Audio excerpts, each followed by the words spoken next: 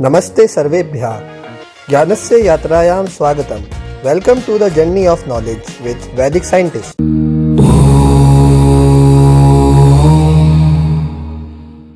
तो आज हम हैं वापस से हमारे एक और चैप्टर के साथ। आज है हमारा chapter 2 introduction to linear polynomials. तो आज के इस चैप्टर में हम अलजेब्रा के कॉन्सेप्ट को स्टार्ट करने वाले हैं।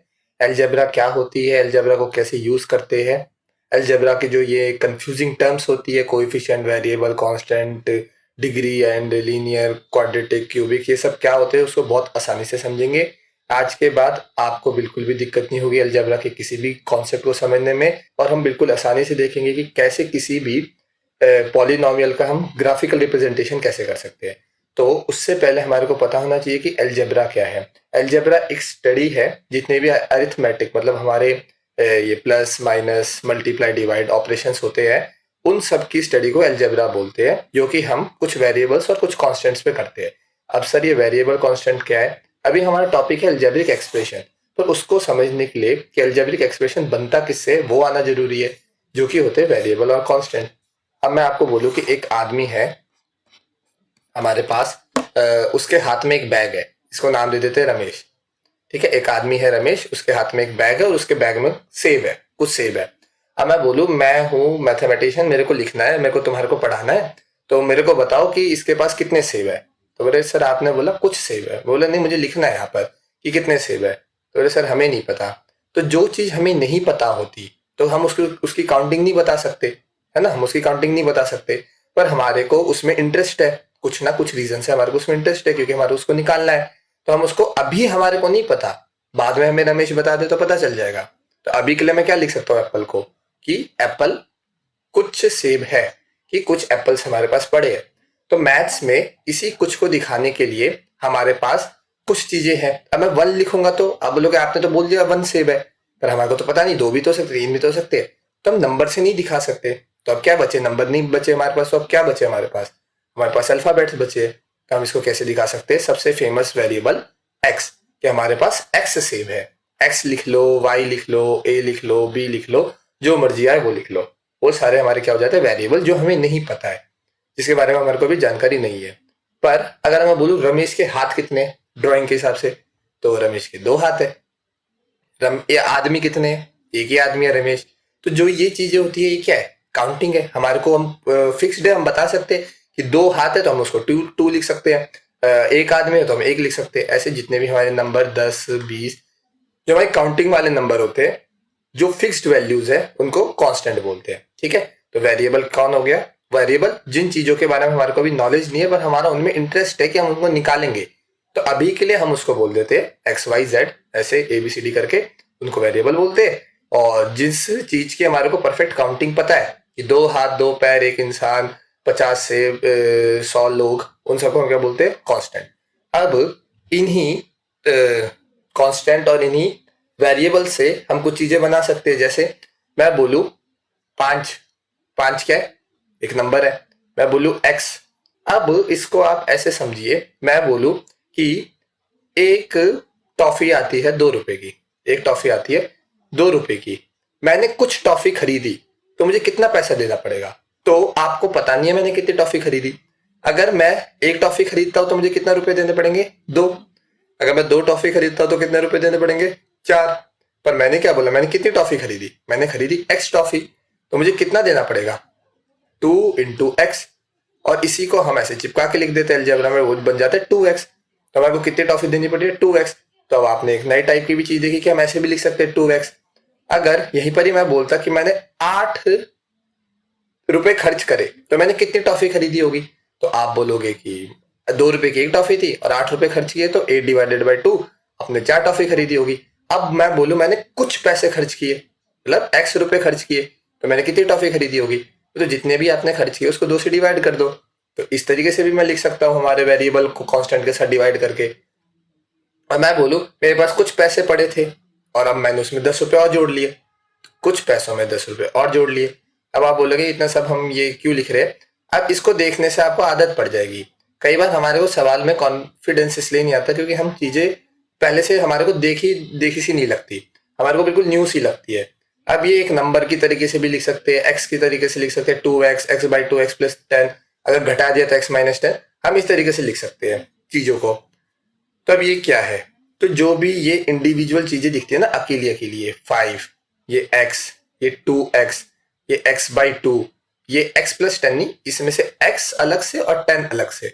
अभी मैं समझाऊंगा क्यों। x और -10 अलग से, इन सब चीजों को क्या बोलते हैं, इन सब चीजों को बोलते हैं टर्म्स। टर्म्स जो भी सिंगल इंडिविजुअल एंटिटीज है, चाहे वो कांस्टेंट हो, वेरिएबल हो, या उनका मल्टीप्लिकेशन हो या उनका डिवाइड हो, एडिशन सब्ट्रैक्शन नहीं बोल रहा, मल्टीप्लिकेशन हो या डिवाइड हो, उनको क्या बोलते हैं, टर्म्स। और इन्हीं टर्म्स को जब मैं प्लस और माइनस से अलग कर देता हूं, बिल्कुल ध्यान से सुनिएगा, जब इन टर्म्स को मैं प्लस और माइनस के ऑपरेशन से अलग कर देता हूं और एक साथ लिख देता हूं, तो वो क्या बन जाते, एक्सप्रेशन बन जाते। जैसे अगर मैं इसी को लिख दू 2x + 5, तो ये क्या है, ये बन गया हमारा एक एल्जेब्रिक एक्सप्रेशन, एल्जेब्रिक एक्सप्रेशन बन गया। तो इसमें टर्म्स कौन कौन है, तभी मैंने प्लस माइनस को इंक्लूड नहीं किया था। 2x एक टर्म है, 5 एक टर्म है, जैसे x+10 में x एक टर्म थी और 10 एक टर्म था, तो इसको क्या बोलते हैं, एल्जेब्रिक एक्सप्रेशन। तो मुझे उम्मीद है आपको टर्म्स और एल्जेब्रिक एक्सप्रेशन तो आराम से समझ आ गए होंगे। अब अगली चीज है यहीं पर ही हमारी लिखी हुई कोएफिशिएंट। तो हमारा कोई भी एक्सप्रेशन होता है, अभी मैं बिल्कुल इजी एल्जेब्रिक एक्सप्रेशन लिख रहा हूँ क्योंकि जो हमने एग्जांपल लिए वो हमारे इसमें बिल्कुल फिट बैठ रहे हैं, x+10, x-10, x/2, 2x जैसी चीजों के। अब जैसे मैं यही वाला एल्जेब्रिक एक्सप्रेशन बोलूं, मैं बोलूं x के साथ क्या नंबर है, तो जो भी हमारे वेरिएबल के साथ नंबर मल्टीप्लाई होगा ना, मल्टीप्लाई चिपका हुआ होगा उसके साथ, तो उसको हम क्या बोलते हैं, उसका कोएफिशिएंट बोलते हैं। तो यहाँ पर मैं पूछूं सवाल आपसे कि x का कोएफिशिएंट क्या होगा, कोएफिशिएंट ऑफ x बताओ। तो x का कोएफिशिएंट हो जाएगा 2, क्योंकि इसके साथ कौन चिपका हुआ है, 2 चिपका हुआ है, तभी वो 2x बना हुआ है। ठीक है, तो ये चीज हमारे को समझ आई। अब 5 - 3x में x का कोएफिशिएंट बताओ, कोएफिशिएंट ऑफ x इसमें। तो आप बोलेंगे 3, और 3 नहीं होगा, क्यों, क्योंकि उसके 3 के पास एक साइन भी है जिसको बोलते हैं -3, तो कोएफिशिएंट ऑफ x -3 होगा।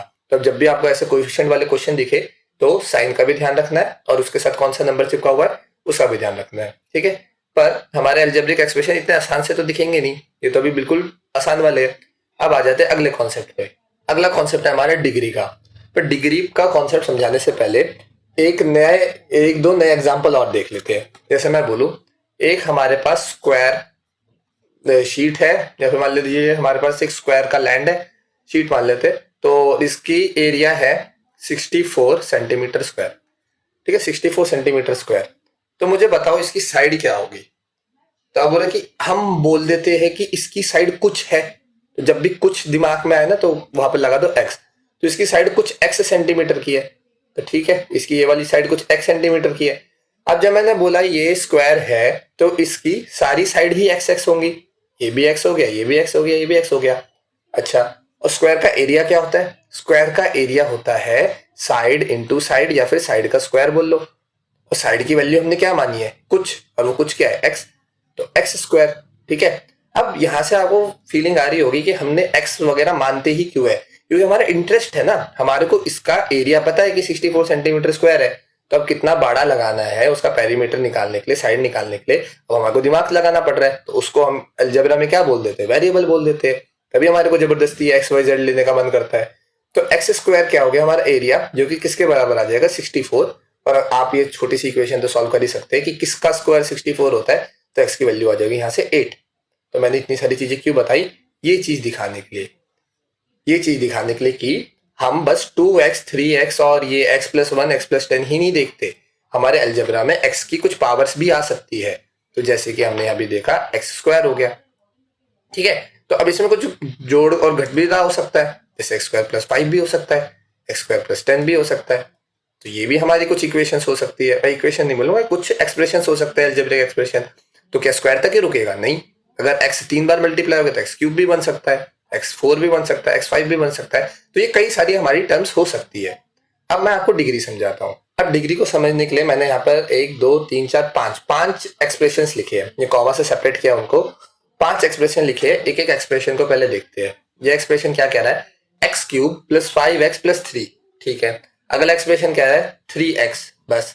अगला एक्सप्रेशन क्या है, 5, हाँ बस ऐसे भी हो सकता है, जरूरी नहीं कि एक्स वाई जेड दिखे आपको। अगला एक्सप्रेशन क्या है, 3x² + 1। अगला एक्सप्रेशन 2x की पावर 5 प्लस 3x। अब डिग्री क्या होती है? डिग्री हमारी एक्सप्रेशन की वो पावर को कहते हैं जो सबसे ज्यादा बड़ी होगी किसी वेरिएबल की। वेरिएबल हमारे को कौन सा दिख रहा है? यहाँ पर x दिख रहा है, तो ये भी शर्त है कि उसमें एक ही वेरिएबल होता है। हाँ, अभी हम एक वेरिएबल देख रहे हैं, पर एक से ज्यादा भी वेरिएबल आ सकते हैं, वो बाद में देखेंगे। तो एक ही वेरिएबल होना चाहिए। तो इनमें सब में वेरिएबल क्या है? x है। पूरे एक्सप्रेशन में एक ही वेरिएबल है x, जो कभी x क्यूब है तो कभी वो 5x है। तो x की सबसे बड़ी पावर क्या है? x की एक पावर है 1 और x की एक पावर है 3, तो सबसे बड़ी पावर क्या है? 3। तो इस वाली एक्सप्रेशन की डिग्री क्या हो जाएगी? 3। ओके, इसमें x की सबसे बड़ी पावर क्या है? x की एक ही पावर है 1 और वही सबसे बड़ी है, तो x की डिग्री, इस वाली की डिग्री क्या हो जाएगी? 1। इसमें x ही नहीं है। क्यों? x है, दिख नहीं रहा है। x कहाँ छुप गया? x की पावर 0 हो गई। x की पावर 0 क्या होती है? 1, और 5 बन जाता है। तो यहाँ पर डिग्री क्या हो गई? 0। एक स्पेशल टाइप का एल्जेब्रिक एक्सप्रेशन होता है। अभी इसका भी नाम, अभी सबके नाम देंगे, ठीक है। अब 3x², अब इसमें आप बताओ कौन सी डिग्री है हमारी? इसकी डिग्री हो जाएगी 2। इसमें डिग्री बताओ, 2 पावर है 5 और 1, तो इसकी डिग्री हो जाएगी 5। इजी। तो डिग्री आपको समझ आ गया होगा। अब इसी डिग्री को थोड़ा आगे ले जाते हैं। इसी डिग्री से हमारे पॉलिनोमियल, लीनियर, क्वाड्रेटिक, क्यूबिक वाली चीजें आती है, जो कि हमारी कोर एल्जेब्रा है। अब यहाँ से थोड़ा स्टैंडर्ड भी बढ़ेगा, अच्छे क्वेश्चंस भी आएंगे और अच्छे कॉन्सेप्ट भी समझ आएंगे। अभी तक का आपको कुछ समझ नहीं आया तो वीडियो को वापस रिवाइंड कीजिए और दोबारा उसको समझिए, ताकि आपको आगे के किसी भी टॉपिक में कोई दिक्कत ना आए। अब यहाँ पर क्या है? लीनियर, क्वाड्रेटिक, क्यूबिक और पॉलिनोमियल, ये क्या चीजें है? अब कोई भी एक्सप्रेशन लिखो तो क्या लिखे? 3x + 5 लिखते। इसका आप मेरे को बताओ डिग्री क्या है? इसकी डिग्री है 1। ओके, 5x + 4 लिखते हैं, 3x - 2 लिखते हैं, 8x + 5 लिखते हैं, 4x लिखते हैं। अब इन सब में क्या कॉमन है? इन सब की डिग्री क्या है? 1 है। और ये सब मैंने किसके नीचे लिखे? लीनियर के। तो यहां से आपको समझ आ गया, जिस भी एल्जेब्रिक एक्सप्रेशन की डिग्री, सॉरी 0 नहीं 1, किसी भी एल्जेब्रिक एक्सप्रेशन की अगर डिग्री 1 है तो वो क्या होगा? वो लीनियर होगा। बस इतनी सी बात है। तो कोई भी एक्सप्रेशन आपको दिया जाए, चेक करो, अगर x की पावर 1 है सबसे बड़ी पावर, बस वही है हमारा लीनियर। क्वाड्रेटिक, अब मैं कुछ एग्जांपल लिखूंगा, आपको समझ आ जाएगा अपने आप ही मैं क्या कहना चाह रहा हूँ। x² + 4x + 5, इसकी डिग्री क्या है? 2। इसकी डिग्री क्या है? 2। इसकी डिग्री क्या है? 2। इसकी डिग्री क्या है? इसकी भी डिग्री है 2। तो ये सारे हमारे क्या हो गए? क्वाड्रेटिक में आ गए। तो किसी भी एल्जेब्रिक एक्सप्रेशन की अगर सबसे बड़ी पावर उसके वेरिएबल की, उसकी डिग्री 2 होती है, तो वो क्या होता है? क्वाड्रेटिक। अब क्यूबिक में देख लो, अब आपको समझ आ गया होगा पैटर्न से, वो 1 था 2 था, तो इसकी डिग्री क्या होनी चाहिए? 3। तो किसी भी एल्जेब्रिक एक्सप्रेशन की अगर सबसे बड़ी पावर उसके वेरिएबल की 3 हो, उसकी डिग्री 3 हो, तो वो क्या होता है? क्यूबिक एक्सप्रेशन बोला जाता है उसको। तो आपको मैं सारे टाइप के, मतलब जैसे हम देखते हैं, मतलब आपसे कोई मिस ना हो जाए, ऐसे सारे टाइप के मैं एक बार एल्जेब्रिक एक्सप्रेशन आपको लिख के दिखा देता हूँ, कि जिसमें हमारे 3, 2, 1 दोनों पावर्स है। किसी में हमारी बस 3 है, किसी में हमारी बस 3 और 1 है, किसी में हमारी 3 है, 2 है और 1 है, और कांस्टेंट वैल्यू कुछ है नहीं। तो ये हमने देख लिए, ये हमारे लीनियर, क्वाड्रेटिक, पॉलिनोमियल। अब सर चार वाले को क्या बोलते हैं? देखो, चार वाले का ऐसा कुछ खास नाम नहीं है, उससे अब 3 से आगे हम ज्यादा कुछ बोलते नहीं है, पर चार वाले को अगर आपको जानना है तो बाई क्वाड्रेटिक बोलते हैं। वो ज्यादा बुक्स में कवर नहीं किया जाता, मैं आपको एक्स्ट्रा वैसे ही बता रहा हूँ, बाई क्वाड्रेटिक बोलते हैं। आपसे पूछा भी नहीं जाएगा, पर आउट ऑफ क्यूरियोसिटी अगर आपको जानना है तो बाई क्वाड्रेटिक। इन सबको क्या बोलते हैं? इन सबको पॉलिनोमियल बोलते हैं, ठीक है। बुक्स में ये लिखा जाता है कि क्यूबिक से बड़े वाले को पॉलिनोमियल बोलते हैं, नहीं, पॉलिनोमियल इन सबको ही बोलते हैं। तो सर पॉलिनोमियल क्या है, एक बार अच्छे से बताए। तो पॉलिनोमियल हर उस एल्जेब्रिक एक्सप्रेशन को बोला जाता है जिसके वेरिएबल्स की पावर एक पॉजिटिव होल नंबर हो। मतलब देखो, सबसे पहले शर्त तो है कि एल्जेब्रिक एक्सप्रेशन होना चाहिए, मतलब कि वो प्लस माइनस ऑपरेटर से टर्म्स सेपरेट हो, और टर्म्स में क्या होने चाहिए? वेरिएबल और कांस्टेंट, एक एल्जेब्रिक एक्सप्रेशन हो। और उसकी डिग्री कुछ भी हो सकती है, डिग्री की जरूरत नहीं है। उसकी पावर्स, किसकी? वेरिएबल की पावर क्या होनी चाहिए? पॉजिटिव होल नंबर होनी चाहिए। वो सारे क्या कहलाते हैं? वो सारी चीजें कहलाती है पॉलिनोमियल। जैसे जितने भी मैंने ऊपर लिखे हैं, इन सब की डिग्री क्या है? 1, 2, 3, या वहां से 4, 1, 2, 3 है ना? 1, 2, 3 है, 1, 2, 3 क्या है? पॉजिटिव होल नंबर है। तो ये सारे क्या हो गए? हमारे पॉलिनोमियल हो गए। तो अगर मैं कोई एक ऐसा एग्जांपल लेके दिखाऊं आपको, x की पावर -1 + 5, क्या ये पॉलिनोमियल होगा? नहीं, डिग्री नेगेटिव हो गई। इसको कैसे लिख सकते हैं? बोले x की पावर -1 क्या हो सकता है? हो तो सकता है, 1/x+5, तो इसको पॉलिनोमियल बोलेंगे? नहीं, बिल्कुल नहीं बोलेंगे, पॉलिनोमियल नहीं है। ठीक है, पॉजिटिव होल नंबर बोल दिया, तो होल नंबर तो पॉजिटिव ही है, तो इसमें पॉजिटिव एक्स्ट्रा क्यों?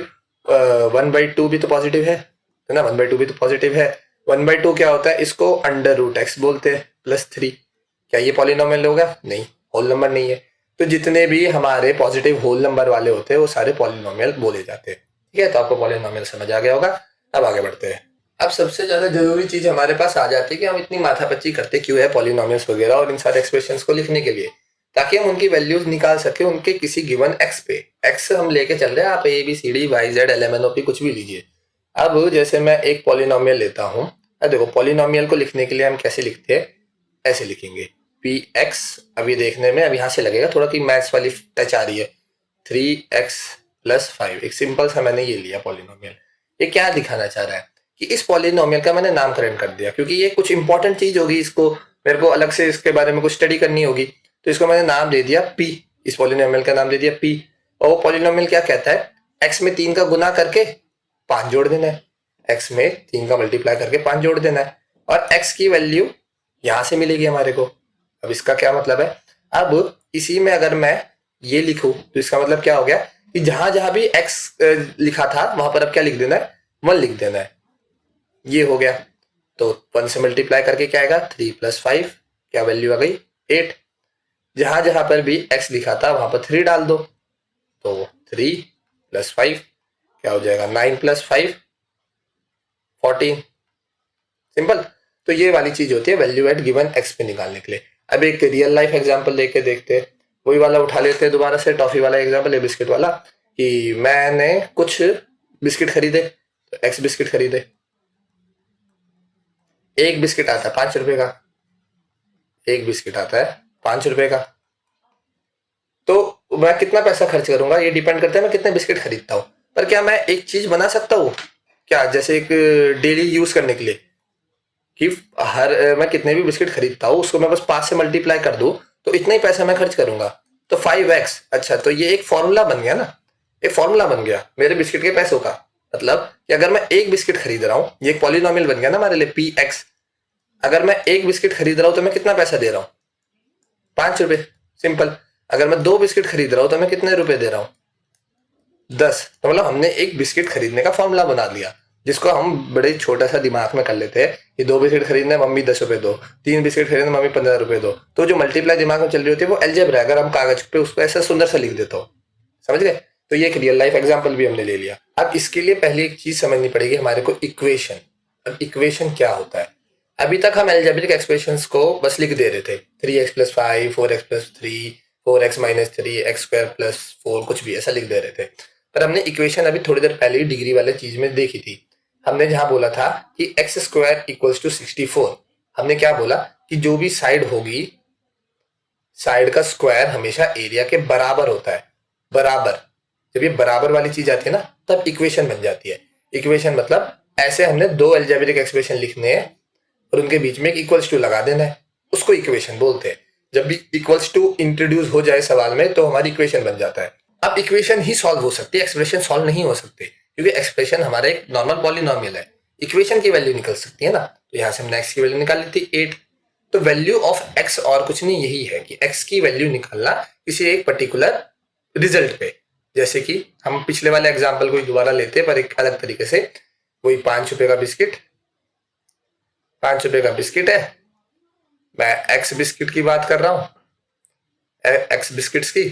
ठीक है, तो अभी हम क्या निकाल पा रहे थे कि मुझे कितना पैसा देना है, तो हम अलग अलग एक्स पे वैल्यू निकाल रहे थे। पर अब मैं बोलूं मेरे पास एक पहले से ही वैल्यू है, मतलब हम अलग अलग एक्स पे रिजल्ट निकाल रहे थे।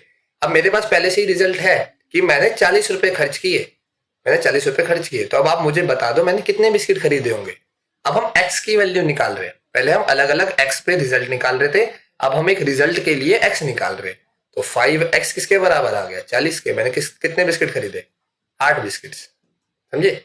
इसको बोलते हैं वैल्यू ऑफ एक्स निकालना। हमने इतनी सी देर में बहुत सारे टॉपिक समझ लिए और बहुत आसानी से समझ लिए, और मुझे उम्मीद है आपको समझ भी आए होंगे। कुछ भी आपका अगर मिस हुआ है बीच में तो आप पीछे जाके देखिए, आप वीडियो को दोबारा से देखिए, आपको समझ आ जाएगा सारे टॉपिक। अब हमने वैल्यू ऑफ एक्स निकालना तो सीख लिया, अब वैल्यू ऑफ एक्स से ही एक थोड़ा सा एक्सटेंड कर देंगे तो जीरो ऑफ पॉलिनोमियल करके एक चीज आती है। जीरो ऑफ पॉलिनोमियल का मतलब क्या होता है? जीरो का मतलब अभी मैंने बोला था कि हमारे पास एक कुछ पॉलिनोमियल है, जैसे वही हम 5x ले लेते अपना सांसा, और उसकी वैल्यू मैंने 40 के बराबर रख दी थी, तब मैं x की वैल्यू निकालता था। ठीक है, तो 40 हमारा क्या होता था, कोई एक रिजल्ट होता था जिसपे हम इस x की वैल्यू निकालते थे। पर अब मैं बोलूं कि हम एक रिजल्ट हमेशा फिक्स कर देंगे कि जो भी हमारा पॉलिनोमियल इस साइड पे होगा उसकी वैल्यू को हमेशा हम जीरो के बराबर रख देंगे। तो किसी भी पॉलिनोमियल का वो x मेरे को बताओ जिसपे वो पॉलिनोमियल जीरो हो जाता है। मतलब किसी भी पॉलिनोमियल का वो x मुझे बताओ जिसपे वो पॉलिनोमियल जीरो हो जाता है। तो इस पॉलिनोमियल को जीरो करने के लिए मैं क्या x की वैल्यू डालूं? x को अगर जीरो डाल दूंगा तो ये जीरो बन जाएगा। तो यही x की वैल्यू जिसपे ये पॉलिनोमियल जीरो हो जाता है उसी को क्या बोलते हैं? Zero of that polynomial. तो इसको समझने के लिए एक क्वाड्रेटिक इक्वेशन लेते हैं, x square plus 3x plus 2।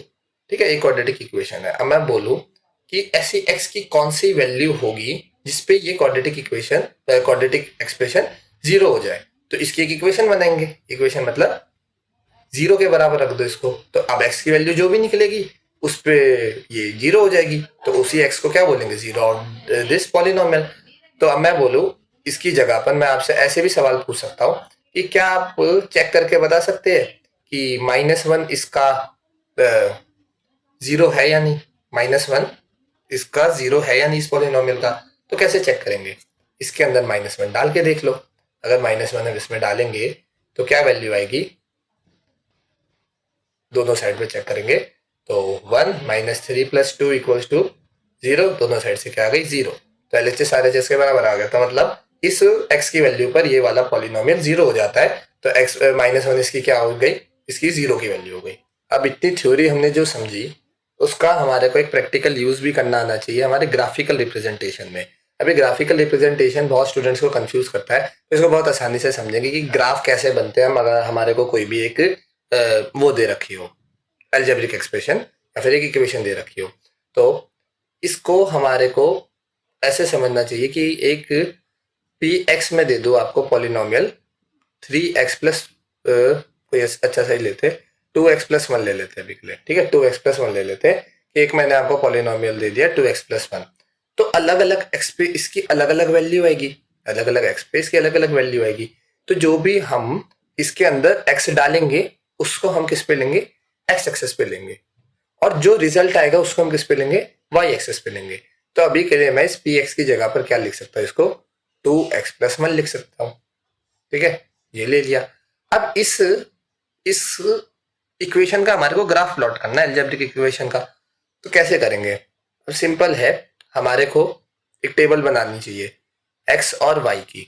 अगर मैं x की वैल्यू 0 डालता हूं तो y क्या बन जाएगा? 2 में 0 डाल दिया 1। अगर मैं x की वैल्यू 1 डालता हूं तो क्या बनेगा? 3। x की वैल्यू 2 डालता हूं तो क्या बनता है? 5। ठीक है, अब क्या ग्राफ इसी साइड पे नहीं पीछे की साइड पे? तो पीछे की भी एक दो वैल्यू ले लो, आपको सारी वैल्यू नहीं लेनी है, अनगिनत नंबर है। -1 डाल लो, -1 पे क्या आ जाएगी वैल्यू? 0 आ जाएगी। ये लो। अब इसको प्लॉट कैसे करेंगे? ये हमारे और कुछ नहीं, हमने चैप्टर 1 में समझा था। जिसने चैप्टर 1 नहीं देखा वो जाके देखो, प्लेलिस्ट बनी हुई है पूरी क्लास 9 की। तो ये जो हमारे एक्स वाई और कुछ नहीं है, हमारे क्या है? कोऑर्डिनेट्स है। अब इस कोऑर्डिनेट को जाके ग्राफ में प्लॉट करो। x की वैल्यू 0 पर y की वैल्यू क्या होती है? 1। तो ये x की वैल्यू 0 है और इस पे y की वैल्यू क्या हो जाएगी? 1। तो इसको प्लॉट करेंगे, कहाँ बनेगा? ये बनेगा यहाँ पर, ये वाला पॉइंट। ये और कुछ नहीं, कौन सा कोऑर्डिनेट है? x की वैल्यू 0 पर y की वैल्यू 1, ये कोऑर्डिनेट की वैल्यू आ गई। दूसरा कोऑर्डिनेट क्या बनेगा? x की वैल्यू 1 पर y की वैल्यू 3। तो x की वैल्यू 1 पर y की वैल्यू 3, ये वाला पॉइंट। अगला x की वैल्यू 2 पर y की वैल्यू क्या? 5। x की वैल्यू 2 पर y की वैल्यू क्या हो जाएगी? 5, ये वाला। अब एक चीज देख पा रहे हैं हम इसमें कि ये सारे तीनों पॉइंट क्या है? एक लाइन में दिख रहे हैं। ठीक है, अब एक बार पीछे वाला पॉइंट देख लो, x की वैल्यू -1 पे 0। तो x की वैल्यू -1 पे 0 मतलब ये इसके ऊपर ही लाई करेगा। तो अब ये चारों पॉइंट हमारे को लाइन में दिख रहे हैं। अगर हम इनको ऐसे करके जोड़ दे तो जो ये हमारी लाइन बनी है ना, इस पे आप कोई भी पॉइंट उठाओ और इसके अंदर उसका x की वैल्यू डालो, आपको y की वैल्यू वही मिलेगी कोऑर्डिनेट की। तो इसको ज्वाइन कर लिया तो जो ये लाइन बनी है ना, यही हमारा ग्राफ है। इस इक्वेशन का ग्राफ यही है। और इसको आप किसी भी ग्राफिंग कैलकुलेटर पर भी जाके प्लॉट करेंगे, आपको यही ग्राफ मिलेगा। आपको कैसे ग्राफ प्लॉट करना है, कुछ x की वैल्यूज लो, उन पे कुछ y की वैल्यू निकाल लो, आपको एक पैटर्न दिख जाएगा कि एक सीधी लाइन बन रही है, उस सारे पॉइंट्स को जोड़ दो, वो जितने भी पॉइंट्स एक्स्ट्रा और लाइन को एक्सटेंड कर दो, तो जितने भी पॉइंट्स आपके उस ग्राफ पे आ रहे हैं वो सारे आपके इसके सॉल्यूशंस है। अब लीनियर पॉलिनोमियल, अब आपने पीछे वाला देखा होगा, उसमें लाइन बनी थी, इसलिए हम उसको लीनियर पॉलिनोमियल बोलते हैं। वो क्या था, 2x+1 था। इसमें डिग्री क्या थी, 1 है, तो ये कौन सा पॉलिनोमियल हो गया, लीनियर पॉलिनोमियल हो गया। अब लीनियर पॉलिनोमियल में ग्रोथ और डिके देखनी है। ग्रोथ और डिके मतलब ये वाली लाइन बनी थी तो वो ग्रोथ दिखाती है, अगर ये वाली लाइन बनती तो डिके बनती। अब इसके रियल लाइफ एग्जांपल देखते हैं। अब मैं आपको बोलूं कि जैसे एक रियल लाइफ एग्जांपल लेते हैं ग्रोथ का, कि रमेश है, रमेश की अभी सैलरी है मान लेते हैं 10 रुपए, अभी है 10 रुपए, ग्राफ छोटा सा बनाया इसलिए 10 रुपए की सैलरी है, और हर साल उसकी सैलरी कितनी बढ़ जाती है, हर साल उसकी सैलरी 10 रुपए से बढ़ जाती है। ठीक है, अजीब सा एग्जाम्पल है, पर मानते कि हम उसकी सैलरी हर साल 10 रुपए से बढ़ जाती है। अभी 0वां साल चल रहा है जब से हमने उससे बात करी, तो अभी उसकी सैलरी कितनी है, 10। ठीक है, 0वें साल पे उसकी सैलरी कितनी है, 10, तो अगले साल पे उसकी सैलरी कितनी हो जाएगी, 20। तो इसको कैसे लिखेंगे हम अपने उसमें अलजेब्रा में, कि रमेश की सैलरी है इनिशियल 10, हर साल उसकी बढ़ जाती है 10।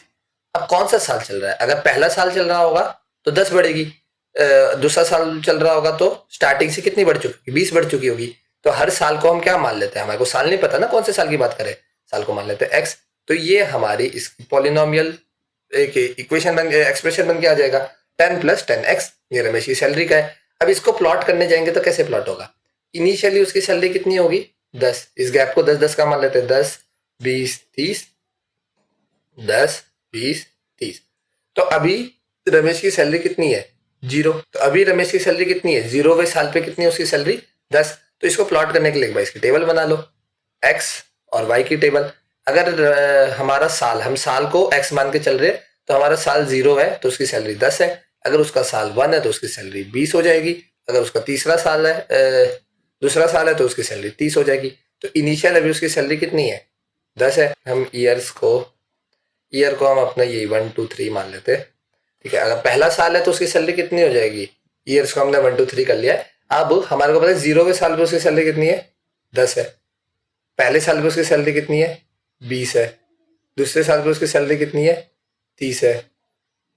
ठीक है, तो ऑब्वियसली बात है तीसरे साल पे ऐसे हो जाएगी ऊपर 40।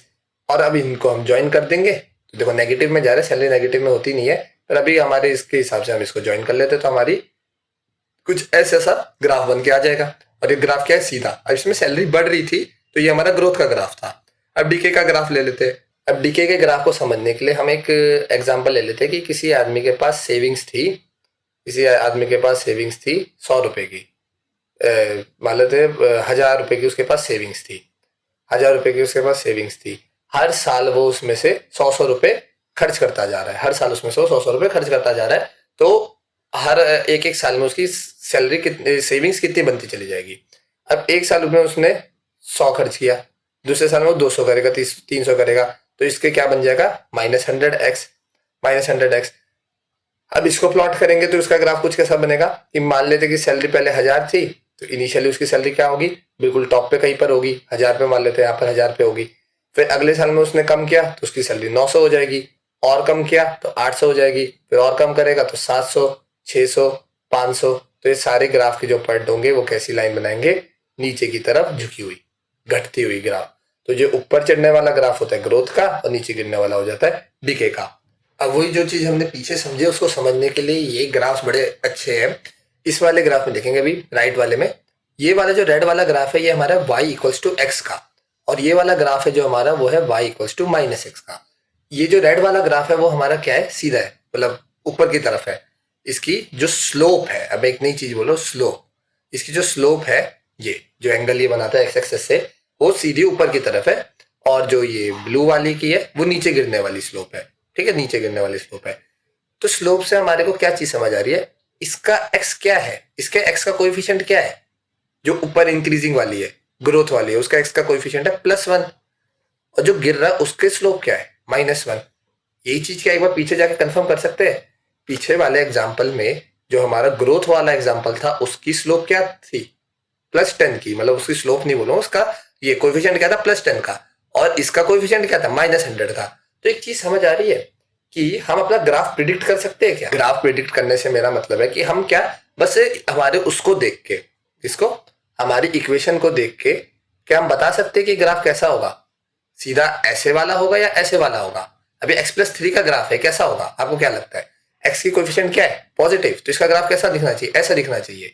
अगर मैं ये देता हूँ 3 - x है, तो इसका ग्राफ कैसा होना चाहिए? ऐसा होना चाहिए, नीचे की साइड वाला। तो ये एक बड़ी अच्छी चीज सीखी हमने कि अगर हम x का कोएफिशिएंट देखते हैं, अगर x का कोएफिशिएंट पॉजिटिव है तो ग्रोथ वाला ग्राफ, और नेगेटिव है तो डिके वाला ग्राफ, घटने वाला ग्राफ। अब लेफ्ट हैंड साइड वाले पे आते हैं। लेफ्ट हैंड साइड वाले में क्या दिखा रखा है? सेम चीज है, सेम है हमारा ये एक्सप्रेशन, जिसको हमने थोड़ा सा तोड़ मरोड़ के लिखा है। ये है y = x, ये है y = 2x, और ये है y = ½ x। इसका क्या मतलब हुआ? y = x का ग्राफ देख पा रहे हो, 5 पे 5 है, 10 पे 10 है, और ऐसी और वैल्यूज पे भी। y = 2x में 5 पे 10 है, 5 पे 10 है, दुगना हो जाएगा, और y = 1/2x पे 10 पे 5 है। तो एक चीज देख पा रहे हैं हम कि जो y = x है उसका कोएफिशिएंट क्या है? 1। तो 1 वाले कोएफिशिएंट पे सीधी सी लाइन है जो ग्रोथ कर रही है क्योंकि पॉजिटिव है। अच्छा ठीक है, समझ आया। x वाले का कोएफिशिएंट है 2, तो ये ऊपर की तरफ चली गई और इसकी स्लोप इंक्रीज हो गई। तो जो ये x का कोएफिशिएंट है ये किसको दिखा रहा है? ये हमारे ग्राफ के स्लोप को दिखाता है। जो हमारा x का कोएफिशिएंट होता है ना, ये और कुछ नहीं, हमारी ग्राफ का स्लोप होता है। तो आज के बाद से जब भी हम कोई भी, ये सारी चीजें लीनियर पॉलिनोमियल्स के लिए ही है, और इसको क्वाड्रेटिक और क्यूबिक पे नहीं लगा सकते। ये क्वाड्रेटिक और क्यूबिक के लिए फिर और ज्यादा इंटरेस्टिंग चीज है, आप बड़ी क्लासेस में पढ़ेंगे, उसमें भी इंटरेस्ट आता है। वो उसके भी कोएफिशिएंट वगैरह को चेक करके आप बता सकते हैं कि उनके ग्राफ कैसे बनेंगे। तो अगर हम कभी भी हमारा ये देखते हैं, अब ये x है, इसका कोएफिशिएंट मान लेता हूं मैं m है, इसका कोएफिशिएंट मैं मान लेता हूं m है। तो जो ये m है ना, ये और कुछ नहीं हमारे किसको दिखाता है? स्लोप को दिखाता है। अगर m पॉजिटिव है तो ग्राफ क्या होगा? ग्रोथ करेगा, ग्रो वाला ग्राफ है। अगर m नेगेटिव है तो डिके वाला ग्राफ है, और m की वैल्यू जितना ज्यादा होगी उतना ज्यादा इसकी स्लोप बढ़ती जाएगी। मतलब ये m की वैल्यू ½ थी तो ऐसा था, 1 थी तो और ऊपर था, 2 थी तो और ऊपर था। ठीक है, ये हम समझ चुके कि x का जो कोएफिशिएंट होता है वो स्लोप को दिखाता है हमारी। जैसे ग्रीन वाला ग्राफ नीचे की तरफ झुका हुआ है, रेड वाला और खड़ा है, ब्लू वाला और खड़ा है, अगर 3x होता तो और खड़ा हो जाता। तो ये हमारे स्लोप को दिखाता है। पर हमारी इक्वेशन में क्या बस स्लोप ही होती है? नहीं, हमारी इक्वेशन में एक चीज और होती है। जब भी हम इक्वेशन लिखते हैं हमारी y = 3x, हमारे को समझ आ गया जो 3 है इसी स्लोप को दिखा रहे जो कि 3 गुना है, और इसके साथ कुछ चीज अगर मैं जोड़ दूं +1। अब ये जो +1 है ये क्या दिखाता है? इसको इस ग्राफ से देखिए, y = x का ये ग्राफ है, और ये वाला y = +1 का ग्राफ है। दोनों का ग्राफ बिल्कुल आइडेंटिकल नहीं है, बिल्कुल आइडेंटिकल है, बस ये वाला ग्राफ थोड़ा सा ऊपर उठ गया है। और जो जितने यूनिट से उठा है, कितनी यूनिट होगी? ये 1 की यूनिट है कि जो हमारा x का ग्राफ था उसको हमने बस 1 से ऊपर उठा दिया है, 1 से ऊपर कर दिया है। सेम ग्राफ है, सेम स्लोप है, बस उसकी पोजीशन ऊपर चली गई है। तो अब से हम क्या समझेंगे कि जो भी इसके साथ जो कांस्टेंट होता है ना हमारी इक्वेशन में, वो हमारे क्या दिखाता है? पोजीशन को दिखाता है, कि ग्राफ को ऊपर नीचे करने वाली पोजीशन को। तो आज से जितने भी लीनियर पॉलिनोमियल है उनकी हमारे लिए क्या हो जाएगी? एक रिप्रेजेंटेशनल वैल्यू mx+, इसको बोलते हैं c। अब ये m और c ही क्यों यूज किया? यही यूज होते हैं ज्यादातर, आपको 11th में भी यही दिखेंगे, 12th में भी दिखेंगे, और यही सारी चीजें यूज होती है आगे चल के भी। तो मैंने उसको वैसे ही एक जैसे यूजुअली टर्म्स में यूज होता है वही रखा है, y = mx+c, जिसमें m हमारा क्या हो जाएगा? इसका स्लोप। तो जितना ज्यादा स्लोप उतना ज्यादा वो ऊपर उठा होगा, और c का है उसके पोजीशन, ओरिजिन से उसकी पोजीशन को ऊपर नीचे करना। बस ये पोजीशन के लिए और ये स्लोप के लिए। तो अब ग्राफ में भी हमारे को कभी कोई दिक्कत नहीं आएगी। ग्राफ बनाना भी सीख लिया और ग्राफ प्रिडिक्ट करना भी सीख लिया कि हमारा ग्राफ, कौन सा ग्राफ किससे कितना ज्यादा स्लोप में ऊपर होगा, कितना तिरछा होगा, कितना ऊपर उठा होगा, वो सारी चीजें भी हम बस एक्सप्रेशन को देख के प्रिडिक्ट कर सकते हैं। ओके, तो हमारे इस वाले चैप्टर की जितनी भी थ्योरी थी उसको मैंने बहुत अच्छे से समझाने का ट्राई किया है। अगर आपको कुछ भी डाउट है, कोई भी टॉपिक आपको समझ नहीं आया, तो आप कमेंट सेक्शन में पूछिए। मैं अगली नेक्स्ट वीडियो में कमेंट सेक्शन में उसका आपके डाउट क्लियर करने की पूरी कोशिश करूंगा। वीडियो कैसी लगी वो भी कमेंट सेक्शन में बताइए। जो भी फीडबैक्स है वो भी आप कमेंट सेक्शन में बता सकते हैं। अगर वीडियो अच्छी लगी हो तो लाइक कीजिए, चैनल को सब्सक्राइब कीजिए। Till then, bye bye.